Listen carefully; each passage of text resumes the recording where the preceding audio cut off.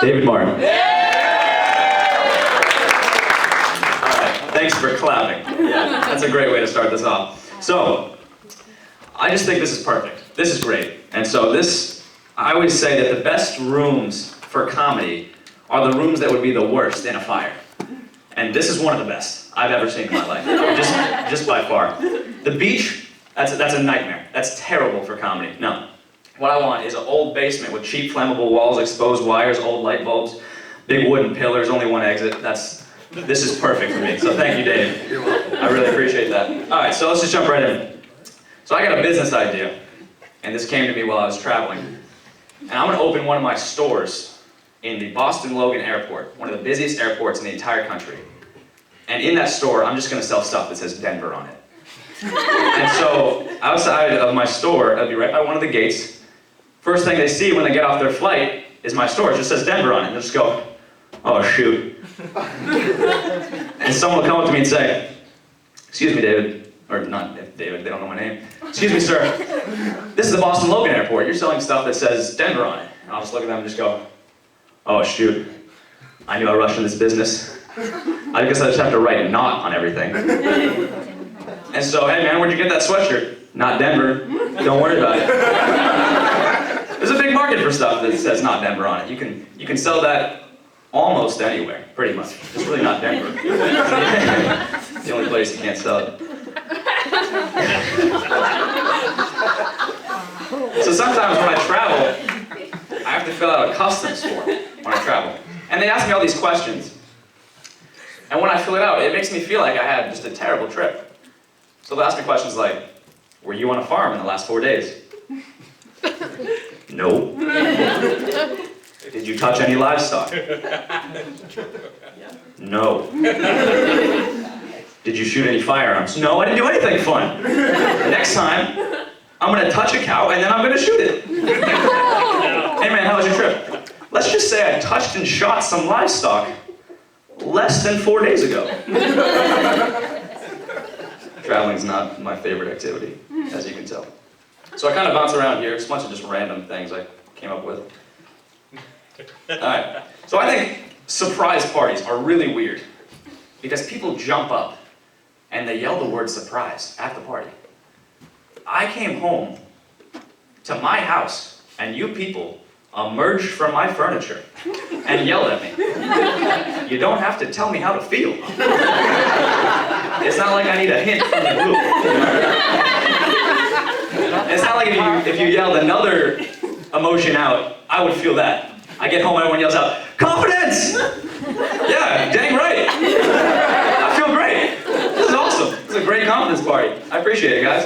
Got to spend another hour at the party answering questions like, hey, were you really confident when we jumped up and yelled confidence? Yeah, I was feeling great. I was feeling terrible myself and just feel really self-assured. Thanks for throwing this for me. Surprise parties are not my favorite. So I just got back from Thanksgiving, and I'm from Boston, and so I went back home, and that was fun. Got to see a lot of people, got to see my friends. And one of my best friends, a lot of people know this about me, one of my best friends, his name's Scott. So I was over at his house, and he has some soap in his bathroom. And that soap, it smells like coconuts. It's coconut hand soap. And that's fine, that's nice, I get that. Unless your hands are dirty from coconuts. Then it's the worst soap possible. Then it's a disaster. It's just a nightmare. It's like, I can't tell if I've made progress in this situation. This is how my hands started out. This is terrible. So I had a huge dilemma there. I had no idea if my hands were clean or not, because I was already dirty from coconuts. Thought that was worth sharing. I feel like you see somebody smelling their hand, there's never a good story behind that. It just looks negative, you know? It just really does. And if you try to make it look positive, it looks even worse. You just see a guy like, yeah. We should go talk to that guy. He's really happy about whatever he stuck his hand into. That's great. You want to save that seat next to you on the bus. You go ahead and smell your hand as somebody walks by. Hey man, you can sit here. What is this? You want to take a whiff of this? This is human? What is this? Mac and cheese? Yeah, you can sit here. That's good. Guaranteed, you'll save that seat every time. You're sitting alone for the rest of your life on the bus. That's great. So, thanks, Adam. So, I really don't like automatic automatic paper towel dispensers. Because they don't tell you when they're not working. Yeah.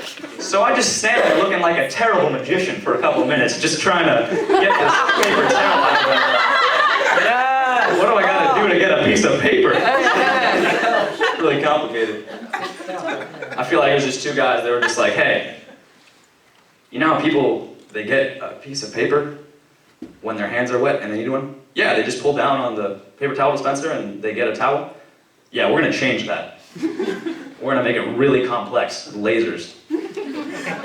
That seems pretty unnecessary. Oh, it's extremely unnecessary, that's the idea, yeah. I feel like that conversation happened and that's why we have those. We're gonna work in the sinks too. Oh yeah? What are we doing there? Yeah, we're gonna get rid of the hot and cold sensors and just have just one automatic sensor. You just have to conjure the water out with your fingers. Just gonna hope it comes out. A little rain dance, see if it works. Please, this water come out. Yeah, but then they can't adjust the hot and cold temperature. Make them suffer. We're gonna finish up with the toilets. Oh yeah, what are we doing there, right? You know when you're sitting on the toilet and you move like a millimeter? Yeah, what happens then? We're thinking of having a roaring rapid explode underneath it. That's what we're thinking of happening. Hey man, did you pee on your legs? No, I moved like an inch and there was just an explosion. I just ran right out of there. I don't know what happened. By the paper towel dispensers, like 100 shot out at me. I don't know if it's haunted. I don't know what's going on. Ridiculous. Amen. Amen. Birds, this is so random. Birds are one of the only creatures in the entire animal kingdom that make their own houses besides humans. And they're the only animal that we make houses for. That's right.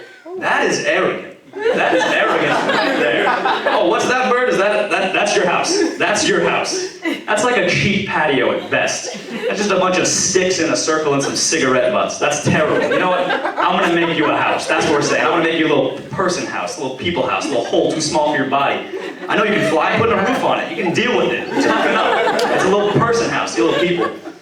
Birds are in the house like, I feel ridiculous.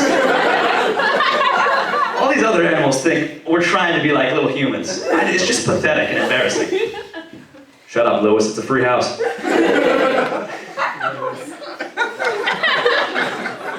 Alright, so who here, raise your hand if you've had bad elementary school memories. If you're not raising your hand, you're lying. There we go, alright. So I know for sure I have, definitely. I remember this one time actually. It was the first day of first grade. And I walked in, I didn't really know anybody, I was new, and I saw this girl in the back of the class, and I thought she was pretty cute, so I went up to her, I introduced myself, hey, I'm David. Just then a guy came out of nowhere, and was like, hey man, that's my girlfriend. And I started sweating, I was like, oh my gosh. Just then a bunch of girls in the back of the class start laughing at me. They're pointing at me, calling me names, laughing at me, and all these emotions just come forth. I just get so angry and so upset that I just decided that the only logical thing to do in that situation was just to punch that kid in the face. So I punched him in the face. And I yelled, get wrecked, son! Get wrecked! And then the nurse ran in and said, what have you done? Turns out I broke the kid's jaw. And I was never allowed to teach at that school again. That didn't actually happen. That was fictional.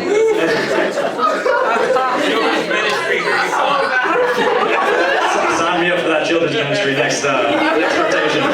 You know me. I'm ready.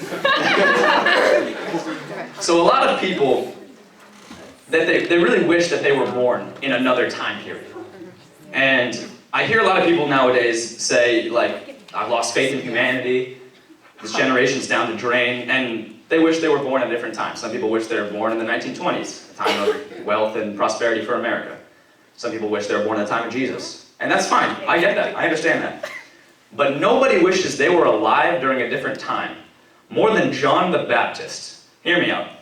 John the Baptist was probably reading his Bible one day, and started reading about the plagues. And when he read about the 8th plague, can you imagine his face? Just locusts all all over. Locusts flooding the cities, darkening the skies everywhere. That's a field day for John. That's like chicken wings and sandwiches flying in the air just right for the eating. Just plucking. Just absolutely. That's the best day of John's life right there. Not a day goes by where John doesn't wish he was alive during the 8th plague. He thinks about that every single day. All right, so this is completely random, but often when someone attractive walks by, people will stare at them, and that's fine. I get that. I understand that. But it seems like a waste because everyone's looking, right? And so I feel like we could put information that everybody needs to know on attractive people, like the photos of missing kids. On attractive people. Someone walks by and be like, "Dang, we gotta find that little boy." I'll bring Tommy Perkins up here to play some guitar.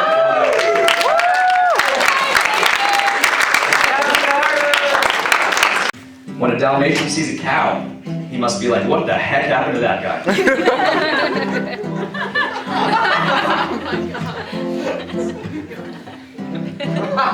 When midgets go mini golfing, is it just called golfing? Oh my God. When I have a baby, I'm gonna put anti-aging cream on it right away. People are gonna be like, "Oh, is that your baby? Looks amazing. Is that a fetus?" And I'll be like, "No, it's the cream. She's actually 8 months." "Well, she doesn't look a day past 0.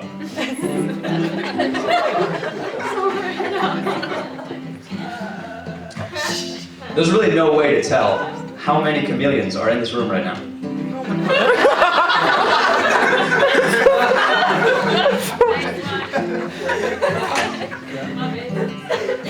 Most sick people are black.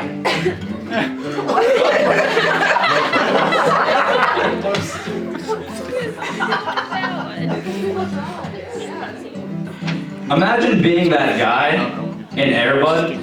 They got cut from the team because they had a golden retriever to play your spot. That's how bad you were. They had a dog play your position. Talk about a self-esteem blow. That's terrible. What are snails even trying to do? I really don't know. Elevators probably smell different to midgets. I bet they do. Abby gets it.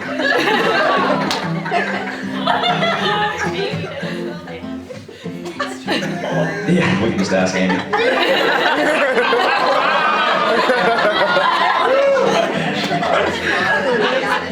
I think that being a telemarketer would be a really, really difficult job because you can't call out sick. "Hey man, it's me, I can't work today." "Well, you called me."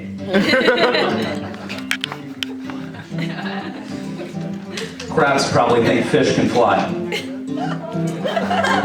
Wow. Think about it. Whoa. I get it, let's go! Abby, my #1 fan. I wonder if it's rude for a deaf person to talk with food in their hands. Put down that cheeseburger, that's disgusting.